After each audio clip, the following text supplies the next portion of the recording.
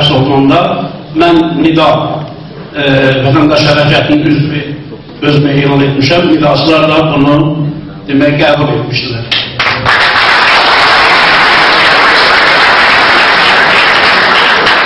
Əvvəla mən qardaşlarımı, bacılarımı təbrik edirəm. Heydər Əliyev rejimi sizin təşkilata atom bomba satandan sonra siz toparlandınız və yenə də xalqa arxa olub bu hakimiyyətə yox deyəcəksiniz. Bu bir. İkincisi, mən Milli Şura üzvlərinə, hörmətli Milli Şura üzvlərinə sonda bir sual, amma öz mövqeyimi bildirmək istəyirəm. Hörmətli Milli Şura üzvləri, Azərbaycanda 10 minlərlə insan var ki, onların mübarizəsi, onlara olan təhdidlər, onlara olan baskılar heç də Milli Şura üzvlərindən az deyildir. Çoxdur ki, az da yoxdur. Sadəcə olaraq mən bildirmək istəyirəm ki, bugün Milli Şura böyük öhdəlik götürüb üzərinə. Bu öhdəliklə oynamaq olmaz. Bu öhdəlik Azərbaycan xalqının bəladan çıxartmaq öhdəliyidir.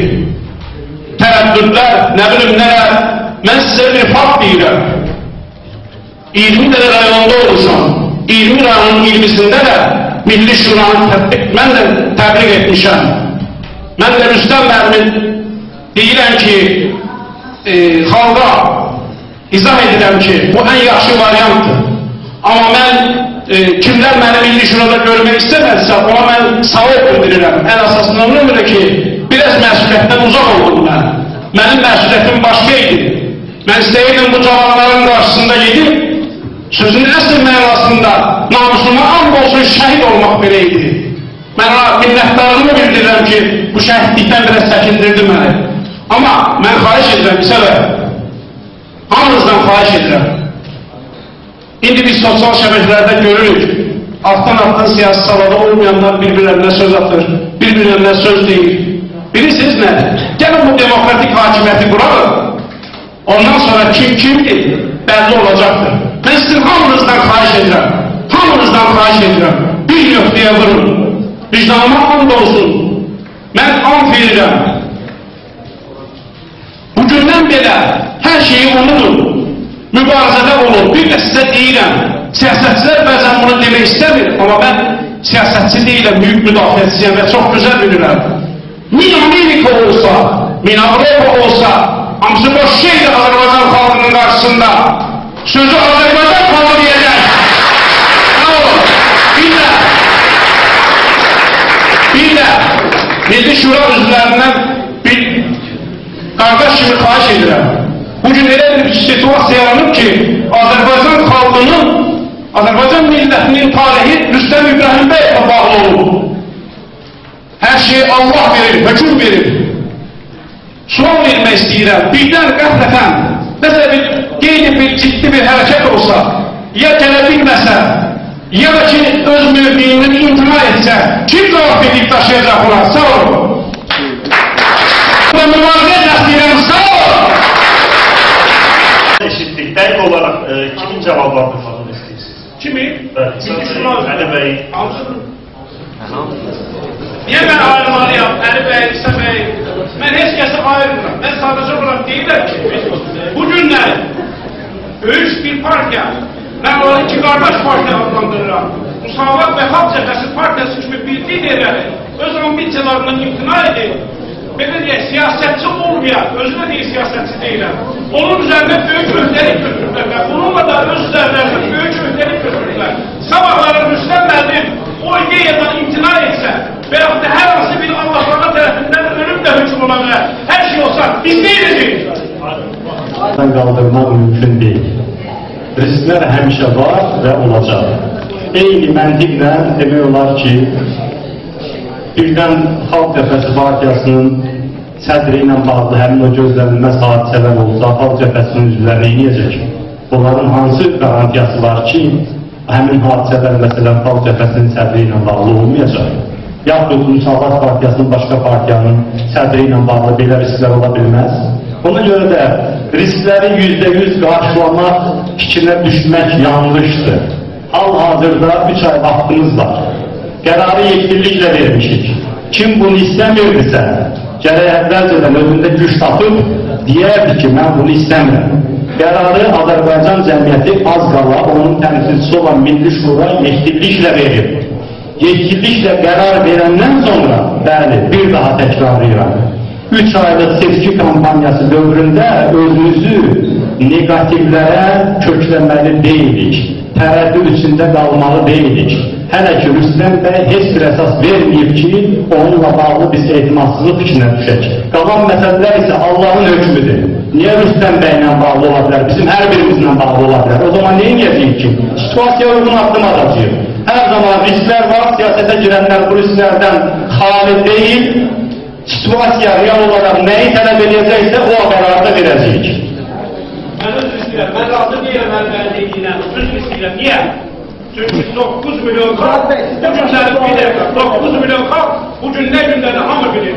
Bizim elə risk etməyə nə imkanımız var, nə vaxtımız var. Bir kez force major hadisələrindən doğrudan danışmaq əlbəttədir. Hər bir ölkədə, hər bir prezident və ya namizədlə bağlı hansısa force major ola bilər. Maşın altında qala bilər, nə bilim, dəli ola bilər və s. Yəni söhbət bu cür force majordan getməməlidir. Onları əvvəlcədən proqnoz etmək mümkündür. O ki, qaldı ki, variant ki, Ruslan İbrahimbəyev öz ideyasından imtina edə bilər, öz namizədliyindən, mən inandırıcı bu görünür. Yarım il artıq bu sahədə mübarizə gedir, bu ideyanın reallaşması üçün.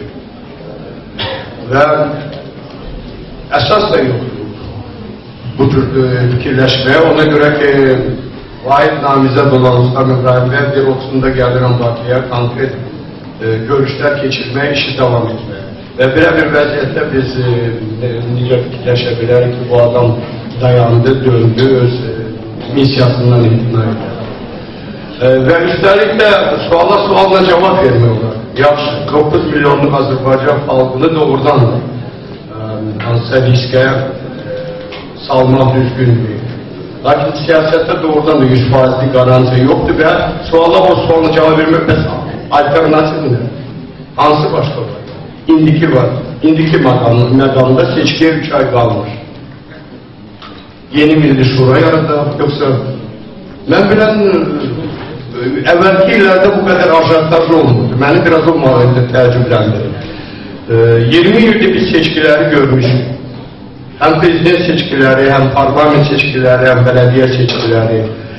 Cürbəcə variantda namizədlər olur. Çox vaxt çalışmışıq vahid namizəd olsun. Vahid alınmasa da hər halda əsas namizəd olur. Bizdə 98-ci ildə də, 2003-cü ildə də. Lakin heç zaman bu qədər ajantaj olmuyor ki, birdən bu əsas namizəd ya başqası döndü, dayandı, fikrindən yayıldı, bəs onda nə olacaq? Amma bu həddindən artıq böyük ajantaj və mən hesab edirəm ki, aydın məsələdir ki, ilk növbədə hakimiyyət dairələrində bu söhbətlər daha çox gedir. Hakimiyyət mətbuatında daha çox gedir. Lakin mən hesab edirəm ki, bir seç olmasa gərək biraz emosiyalara bu məsələdə çox qapılmıyor.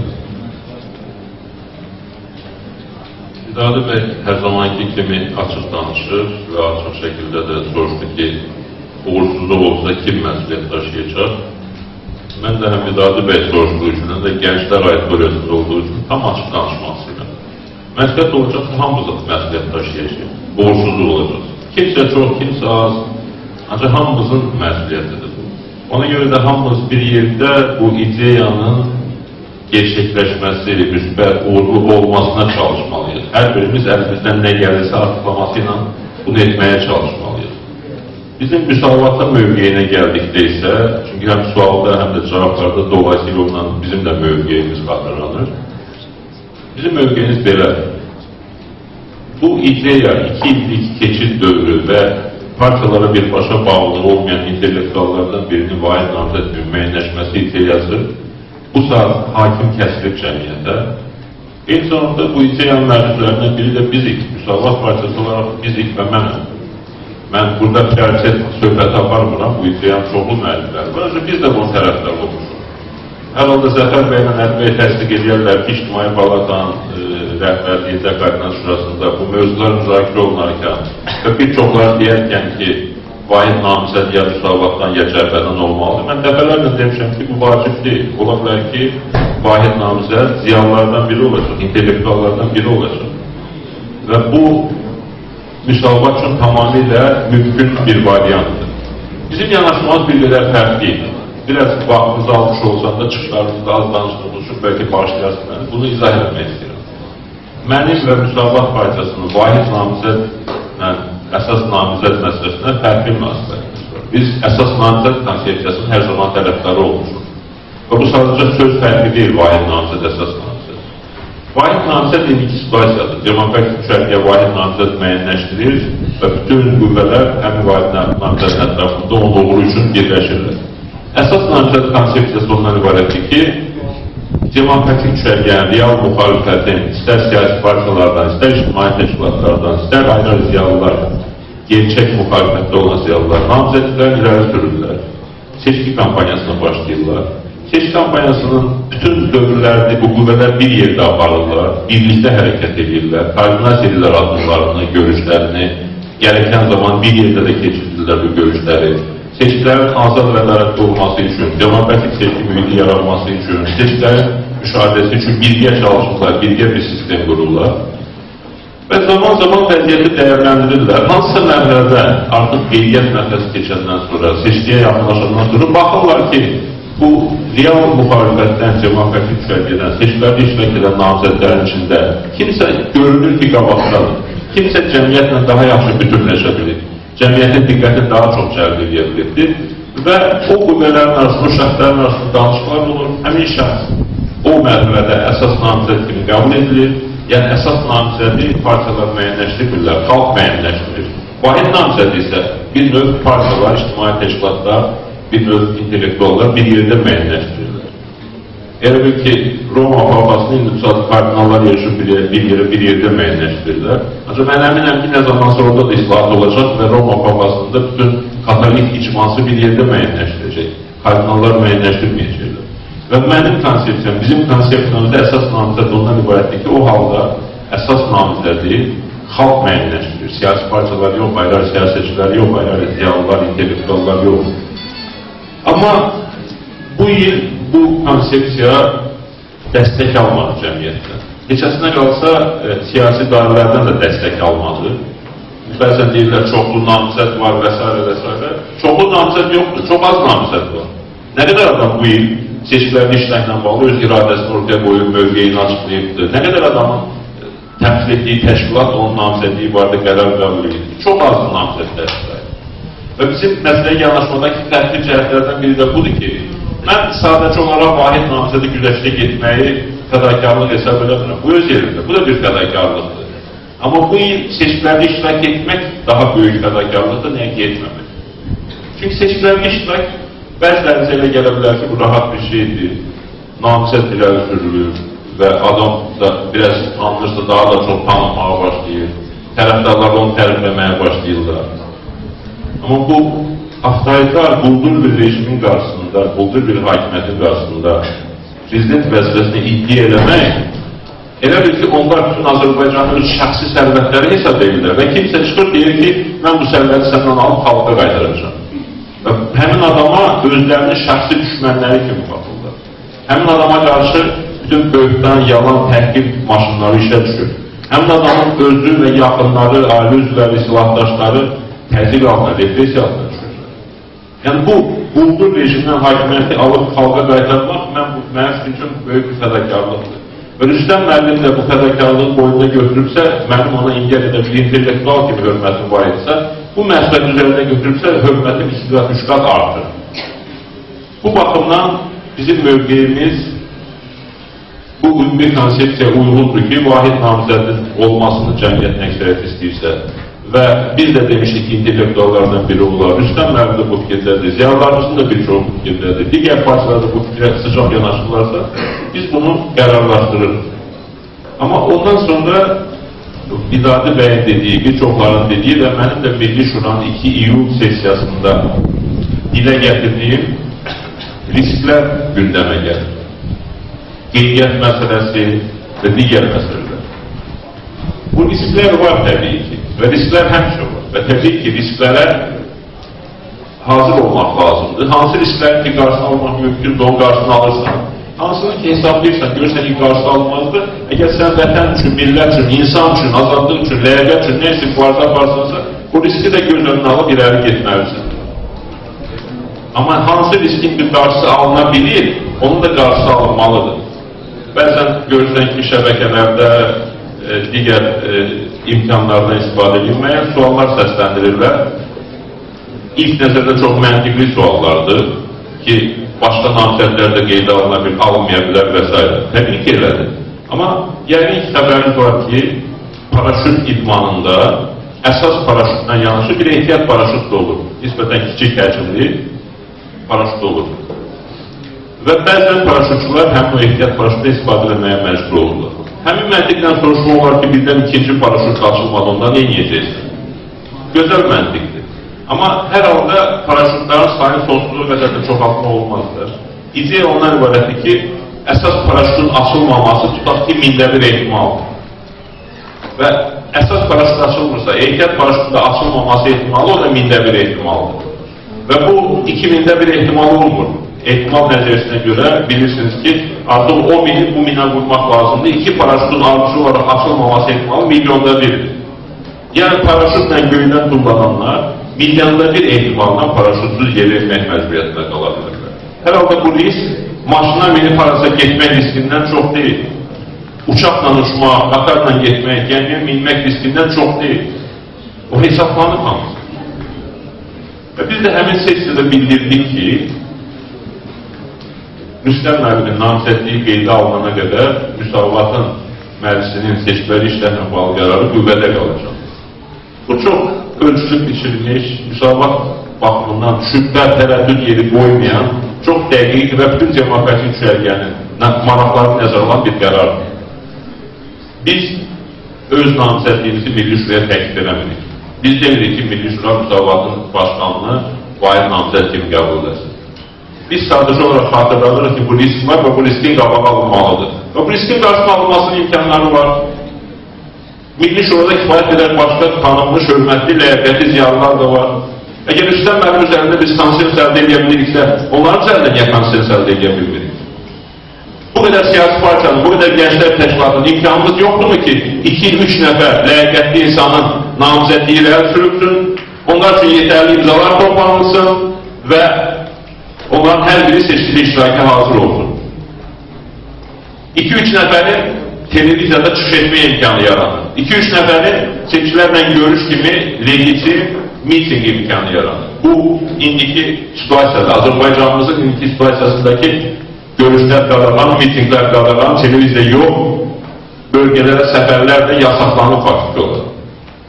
Yəni, bu hakimiyyət bugün cəmiyyətlə müxalifətin birləşməsindən, bütünləşməsindən o qədər qorxur ki, bölgələrə tapşırıq verilir ki, icra başlarına, polis rəhbərlərinə tapşırıq verilir ki, tanınmış müxalifətçilər bu rayona yasa toya da gəlməməlidirlər. Nəyə ki, siyasi tədbirlərə? Yasa toya da gəlməməlidirlər. Hakimiyyət bu dərəcədə bizim xalqla bütünləşməyimizdən qorxur. Və belə bir şəraitdə bizim bütün imkanlardan istifadə etmək, bütün legal imkanları gerçəkləşdirmək borcumuz, vəzifəmiz deyil.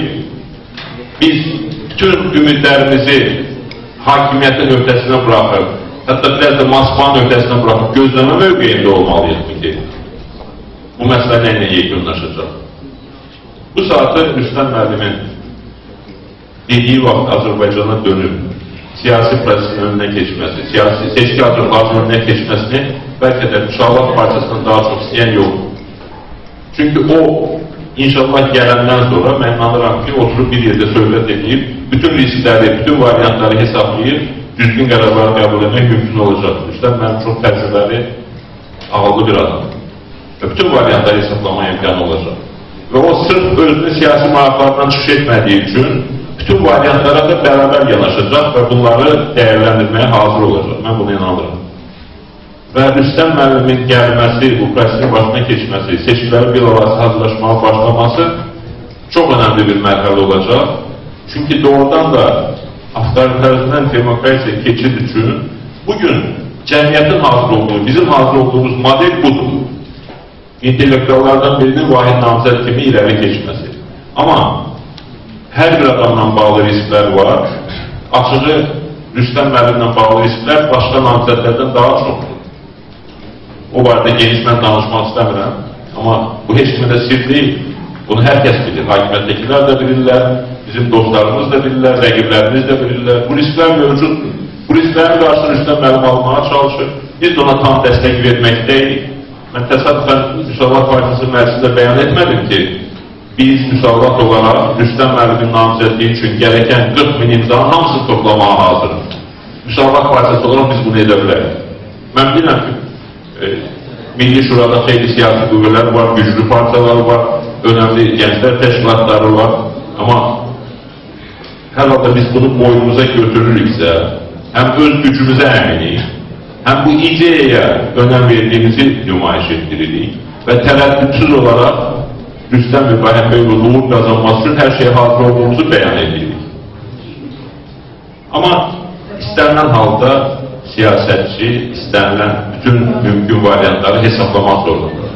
Özdə siyasətçi pis variantları daha çox hesablamalı, nəinki yaxşı variantlar.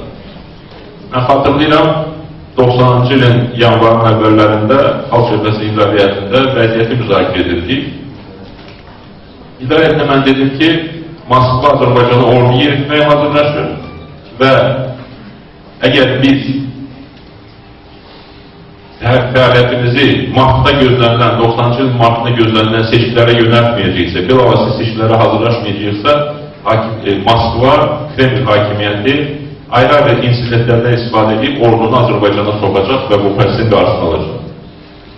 Bəzi dostlarımız dedilər ki, sən niyə hər zaman pis varianta baxırsan? Sən deyirsən ki, bu otaqdan çıxanda bir nəfər əli baltalı bizi gözləyib və bizi öldürməyə çalışacaq. Ancaq bəlkə biz bu otaqdan çıxanda orada gözəl bir xanım əlində gül dəstəsi ilə bizə deyəcək ki, sizə böyük hörmətim var, bu xalqın adına bu gül dəstəsini sizə verir. Mən dedim ki, o gözəl qız qapıda bizi gözləyib bu gül dəstəsini bizə verəcəksə, bu gözəl bir sürprizdir, əla, buna xüsusi hazırlığa ehtiyac yoxdur. Amma o əli baltalı biz otaqdan çıxanda gözləyirsə, ona hazır olmaq lazım. Hesablamaq lazım variantlar. Siyasi fəaliyyət bütün riskləri ölçmək, biçmək və millət üçün, dövlət üçün, xalq üçün, insan üçün ən düzgün qərarları qəbul etməkdir. Müsavat olaraq biz 100 ildən artıqdır bu cür işləmişik və bundan sonra da bu cür işləyəcəyik.